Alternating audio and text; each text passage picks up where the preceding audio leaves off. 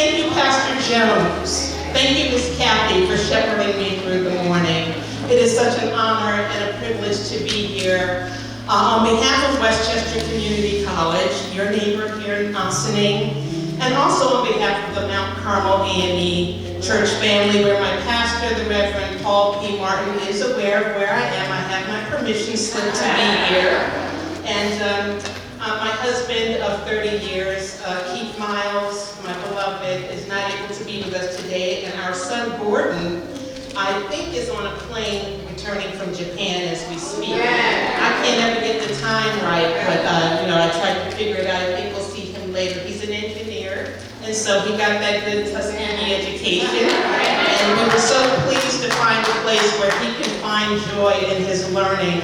And he played baseball for them, so he needed that place to be happy and supported in his learning.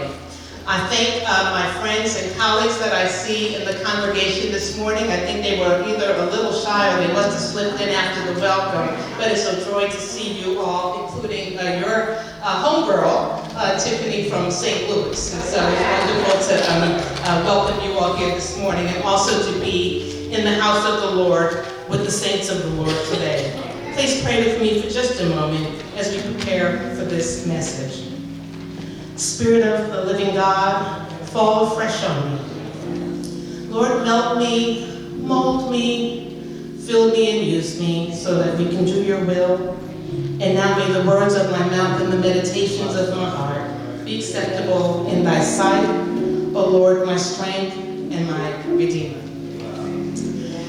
I was invited to talk about the importance of education and faith in the lives of Black Americans, including myself. And I'm neither a historian nor a theologian, but we're going to pray our way through. I do know a few things about education. It's certainly known to be a great gateway to opportunity. The first time I was invited to do pulpit work, I've done this before, the topic that they gave me was opportunity favors a prepared mind. And that's certainly a guiding force, something that I share with our students, that they will be able to amass opportunity. We know that education typically leads to better jobs, and I believe it has the power to lead to better understanding amongst people. And we need that. People, communities, and our nations need to have better understanding and better behavior. We also know that education can be the main game changer in solving some of the big problems that we face on this planet, eradicating poverty, hunger, and violence. Thank you for the work that you do through your ministry to the LaCar group. So important. Education also broadens our perspectives. It stimulates our appreciation for lifelong learning. We often want more and more of it. And it sets an example for those who follow us. I believe it helps to fulfill our human potential. And when we look at opportunities, you heard in my bio, lots of places focused on economic mobility and opportunity. That's very intentional, so that I spend time at the table hearing about what the trends are, what the opportunities are, so that we can have a relevant curriculum and program to prepare individuals. 35% of jobs in America require at least a bachelor's degree or higher. Another 30% require some post-secondary education. That's more than high school. So that's 65% of the jobs. If you're just showing up with a high school diploma, it's not enough. So we believe in helping to provide more education as a way to just have people enjoy livelihood, to come to church, to be part of a fellowship, and so forth. Historically, our religious institutions have played a very large role in providing access to education to African Americans through funding from churches. Many have gained this access. Certainly during the post-slavery era, we saw the growth of historically Black colleges and universities, so we speak with pride about Tuskegee. I think I saw Virginia Union on the wall, okay? And so, any other HBCU alums in the house? Okay, fantastic. Create terrific opportunities that were created, and it doesn't mean that there aren't great opportunities at the predominantly white institutions, the PWIs, but the HBCUs were a special place. Did you hear me say that I have a graduate from there? He went to a PWI High School, all male, alpha male place. And I knew that this boy needed to be loved and have some education that was wrapped in steeped in some culture before we sent him out into the world. And it's been a blessing and a game changer for him. And so, yes, the formation of the HBCUs in the post-slavery era happened in large part due to the benevolence of white Christian abolitionists. So they were concerned. There were 4 million Africans that were emancipated from slavery who were eager to learn. And so this provided an opportunity. And thank goodness, we're talking about education and faith, that they had something within their consciousness and within their minds and their hearts to say that we can do better as humans together. And so we've come this far by faith, but we accept the help that we've received through the generations. And so there is so much opportunity for, we heard about the work of Dr. Charles Drew. There are so many inventions and physicians and teachers and educators and leaders that have come because of education. As a matter of fact, there was a big debate, you may be aware of, about the purpose of education in the post-slavery era. This was between W.E.B. Du Bois, who was the first African-American PhD from Harvard University, and Booker T. Washington, who founded Tuskegee University. W.E.B. Du Bois felt that we should be liberally educated and have a broad education that expands our mind and helps us to be creative, and Booker T. Washington's focus was on working with the hands, and let's get people to work. And you can see that historic legacy in the buildings that were built with the bricks that were made by the folks that were able to be at that institute. I just say get it where you fit it. There are plenty good seats available. If it's a PWI or an HBCU, a community college, a public 2-year, public 4-year, Ivy League, there's plenty of good room in the education sector. And if you strive, it will help you to move forward. There's a big landscape for learning. And due to education in large part, we are indeed the manifestation of many of our ancestors' dreams. I'm only the 3rd president of Westchester Community College. And I'm the first African-American president there, but I'm also the first African-American male or female to be a president at any of the more than 20 higher education institutions in Westchester County. And the county was formed in 1693. It took 337 years to make that Black History fact. So yes, we are living it today, Pastor. And it took a lot of preparation to qualify for this role. I wasn't born wearing a string of pearls. Each of us has a journey, our individual stories that tell a lot about who we are and who we're becoming. I was among the first members of my family to obtain a college degree, and that may be true for some of you. I grew up in working class neighborhoods, attending public schools. I'm originally from the Ravenswood houses in Long Island City, New York, and later on from Hollis, Queens. Yes, I wore my shell-top Adidas with great pride. And I still smile broadly when I hear "Around the Way Girl." They're a little bit younger than me, but yes, that was the era. And yes, I did make it from the projects to the presidency.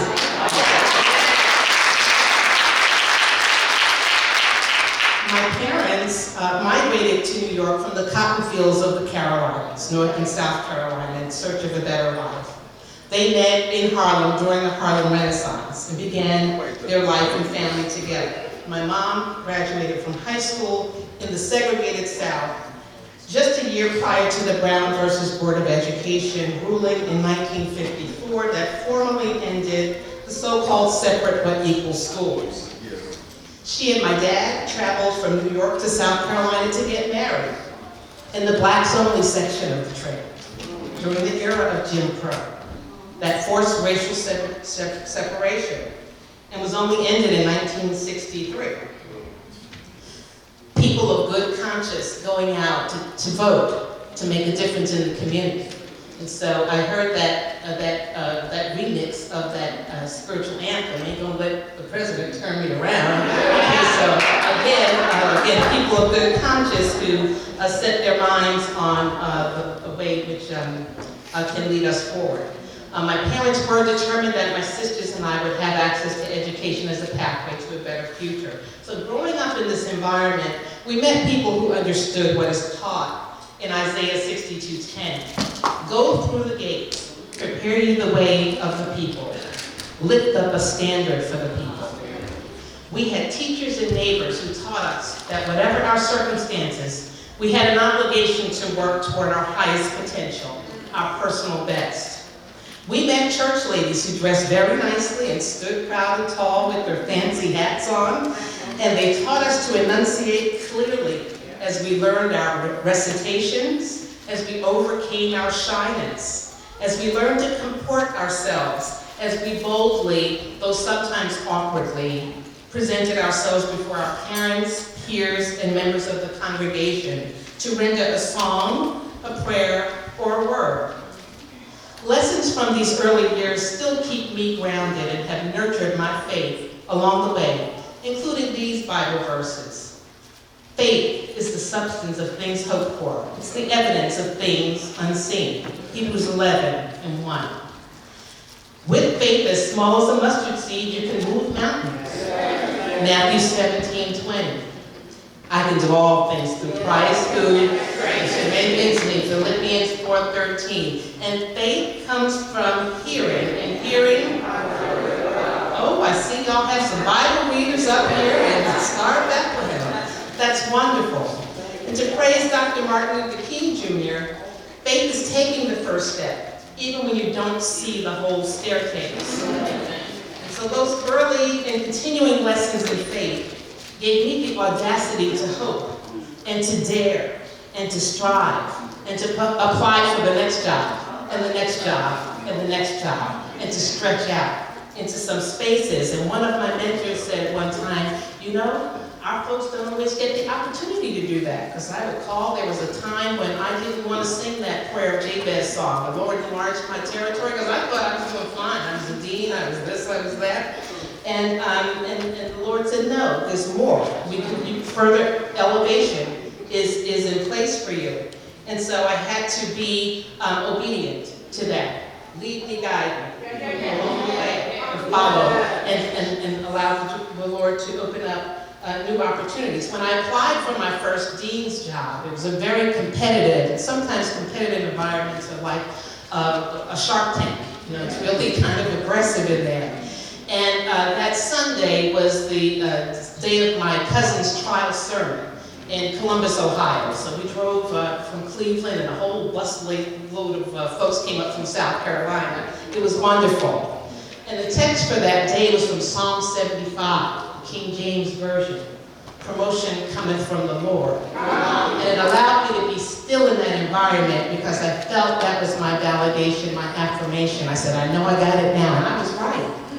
I was on a path to achieve exceedingly abundantly more than I could have asked for or even imagined at that time.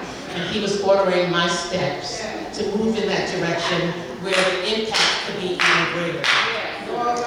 Together, education and faith are powerful ingredients to help us fulfill our purpose. And the Lord tells us in the book of Jeremiah 29:11, I know the plans I have for you. Plans to prosper, not to harm you, plans for hope and a future. And so here we go. Called to do good. Being obedient to God's plan and to his pull. We find through education and faith, vocation and purpose. And I'll tell you, when we think about what is the purpose of education, why are we doing this, I'm reminded of a story of when my son was in kindergarten and he got into what was a relatively minor tussle with another child, which was resolved, and there was appropriate corrective action for the situation, and we gave some techniques for behavior modification, and here's what you do, and lessons that were appropriate for that age group. But then the next day he asked me, why are you taking me back there? He thought that it was over and he didn't have to deal with that situation anymore. He said, that boy wasn't nice. And I taught him a phrase that he still quotes. You have to learn how to be in the world, but not of the world. That there's a way that seems right to people, but that we have to find a better way of being together, and maybe you can help him to do that. I taught him even at, 5 years old, kindergarten? You can't just walk away from the things that bother you or are troublesome. We have real problems in this world, and we must face these problems in our homes, in our schools, in our communities, in our society. Poverty, homelessness, sickness, illiteracy, achievement gaps, unemployment, violence, police brutality, racial profiling, discrimination, injustice, the list goes on. Did I mention voting a few minutes ago? Once again, here's where the power of our vote can make an impact on the issues that matter to us. So I encourage you to take your souls to the poll, okay, and to vote, and to be involved in that process. Psalms 119:105 tells us that the word is a lamp unto our feet and a light unto our path. And that suggests to me that we need to be going somewhere. That path suggests that there's some movement, there's some direction. And we need to take this knowledge and experience that we have and do something with it. We need to be on a journey reflecting light in this world. Inspiring, teaching, helping, and uplifting others whenever and however we can. The community college has been my mission field for nearly 30 years. Our mission emphasizes access and an affordable option for high-quality education, especially for those who want or need to have access close to where they live or work, many of whom have multiple additional responsibilities, working, caring for their families, and so forth. Today, nearly half of the nation's undergraduates are studying at community colleges. A lot of folks don't know that, but we make up nearly half of the higher education system. At Westchester Community College, I work with many committed individuals to make a mark on the lives of these more than 25,000 students that attend our college annually. We're the largest college in the county, the 4th largest amongst the 30 community colleges in the SUNY system, and as you heard earlier, we're SUNY's first Hispanic serving institution. More than a third of our students receive Pell Grants.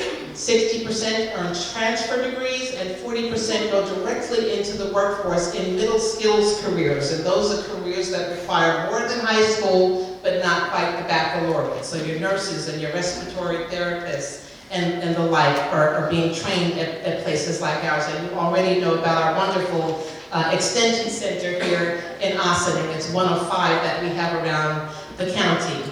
We're partners with the state of New York, as well as our county executive and legislators right here in Westchester, who commit the funding to the community college annually. You help pay for that through your tax dollars, and we appreciate your investment in education. This allows us to keep tuition low, keeping affordability as a cornerstone of our access mission. And the New York State Excelsior Scholarship provides free tuition to New York's public colleges and universities for eligible New Yorkers attending full-time and meeting other criteria. I encourage you to explore this tremendous opportunity as part of your educational programming or as you're sharing information with family members. Please get them busy right now filling out the free application for federal student aid, the FAFSA form, as it will help determine their eligibility. We have an open door policy at WCC, meaning that we welcome all types of learners, from those in our honors college to those who need to learn English as a second language before they can start college courses, and as well as those who prefer to learn online and those returning to school to obtain degrees after many years having been out of school. With this type of open door, the nation's community colleges have become increasingly important points of access and equity in our communities. We are committed to educating those who have been historically undereducated, underemployed, underrepresented, and marginalized. And so we have faith that we can do better to maximize human talent and potential, and that's a great motivator for me. There's so much darkness and strife in so many places around us, even among those with whom we are engaging each day. And so I believe that we are called to bring light into the world, and not just to live for our own selfish motives, but to shine light in the darkness to uplift others and all of us. We're instructed in Matthew 5:14 to 15, to not hide our lights under a bushel, but to let them shine brightly. Your life, even as it's still being shaped, can be a light for others, even through trials and disappointments, maybe especially through trials. There are important lessons for us to learn, and there's light even in those moments. The instruction in Romans 5:3 and 4 sounds oxymoronic, as it invites us to rejoice in our sufferings, knowing that suffering produces perseverance, and perseverance, character, and character, hope. Now, I tell my cabinet at the college, when they tell me that we hope the Roman's going to go up, I tell them hope is not a strategy. So don't bring that, it's nice to have the hope, but I need a strategy. But while hope is not a strategy, it is a fundamental element of what makes us human. And it motivates us to remain steadfast, to develop and execute new plans for new levels of our journey. So, education and faith. For whose good are we smart? That's the question I asked my first boss when he told me I was too smart for my own good. I said, well, for whose good am I smart? And that's a good question for us to ask. Why are we given this gift of education? As we achieve positions of increasing authority and power, it may be tempting to think that we're now exempt from the issues of the day because we've arrived, right? What did George and Weezy say? It took a lot of striving just to get up that hill, but I made it. You got to make it on your own. I paid my dues, you pay yours. These people believe that everyone must pull themselves up by the bootstraps. And yes, I do believe in individual effort and motivation and personal commitment. But I also know that our world has not provided us all with a level playing field. There are many that need help and support. And as Luke 12:48 states, to whom much is given, much is expected. We must carry as we climb by coaching and supporting each other, sharing our networks, using our influence and access to leaders to help others, to help them to grow and to help them develop. And why does this matter? Because it's hard to make it in the real world. Not everyone is on your team, and many are out to destroy you. I've had both mentors and tormentors on my journey. Believe me, I've learned from both. My mentors have been gracious and giving, and I'm grateful for their direction and support. They've had my back and have instilled in me the commitment to give back. My tormentors have also taught me some key lessons. They've taught me to stay alert, or as Childish Gambino says, to stay woke. I know some of y'all do that next time. Okay, stay woke. Okay, be awake. Psalm 37:25 teaches, fret not thyself because of evildoers. Trust in the Lord and do good. So don't get distracted or be overwhelmed by the naysayers. But don't completely ignore them either. Your so-called tormentors may have something for you to learn. And as a leader, I've had to learn to listen, to pay attention. What are they saying? What are their concerns? What are their needs? Maya Angelou teaches us that I've learned that people will forget what you said, people will forget what you did, but people will never forget how you made them feel. And that's a lot of responsibility. When you go to a therapist, they're going to tell you you're not responsible for how they feel. But here, this is a little bit different, that we do have to be concerned about how others feel. Sometimes they're crying out to be heard. Yes, sometimes they're just up to no good, but we need to trust and ask and pray for a spirit of discernment so we know what's required of us in particular situations. And as we focus on our higher purpose, we should be careful to not lean fully on our own understanding. If you're writing down the scriptures, that's Proverbs 3:5-6. But learn from each experience and be transformed each time by the renewal of our minds, because we are being fed through these experiences. And I'm glad that that word renewal came up, because it's important. When we are working for change, it is not work for the faint of heart. We have to shore ourselves up and make sure that we are buttressed. It takes sacrifice and commitment to consistently bring our personal best to this work and not share our frustrations or to discourage others. Langston Hughes' poem teaches us, Mother to Son is the name of the poem, that life ain't been no crystal stair. And the mother says to the son, all the time I've been a climbing and reaching landings and turning corners and sometimes going in the dark where there ain't been no light. And I still climbing. I'm paraphrasing just slightly, but just to let you know that it's a tough journey. And we have to keep moving forward even when it's not clear what that direction is. One night, I was working on my dissertation several years ago, and I was being kind of whiny, and I was just looking for some sympathy from my husband, and my husband coaches baseball. He said, it's supposed to be hard, that's why it's called work. They're not just giving out those degrees. Now he did go get me a cup of nice tea, just to be clear. But because it's important to know when we do need to take pause for a moment and take care of ourselves, get some rest. We're instructed to not grow weary in well-doing, but there are times that we have to pay attention to our own mental and physical well-being so that we have strength to continue and stay on the journey. Many of us find ourselves on journeys that are distant runs, and we start off with a sprint, and then we can become faint of heart, so we have to buttress ourselves. But my husband was also right. I had to put in the effort and press forward to the mark of my higher calling. I wrote from 10 p.m. to 2 a.m., and some nights it was really tough. I'd look out the window, and I thought of Harriet Tubman. She followed a North Star? I said, well, I could sit here in this air-conditioned apartment and write another sentence, or another thought, another paragraph, another chapter. And I like to shop at yard sales, I did at the time. And I found a beautiful tile just sitting on a desk one Sunday afternoon. We would go after Sunday school when my son was very young. And it was a psalm. And it said, may I publish with the voice of thanksgiving and tell of thy marvelous works. So I said, I could sit there and write that sentence and that paragraph. Let me do this in a joyful way because there may be a message for someone. And that reminded me also of the parable of the talents. I was faithful with a few, and then I was eventually able to get it done. And I'm so pleased that 2020 marks the 20th anniversary of my completing that dissertation and earning that degree. That's a great segue to end this talk, and I want to just encourage each of you in your journeys and implore you to keep learning, continue to strengthen your faith along the way, and combine your education and your faith for purposeful work in this world and in preparation for the next.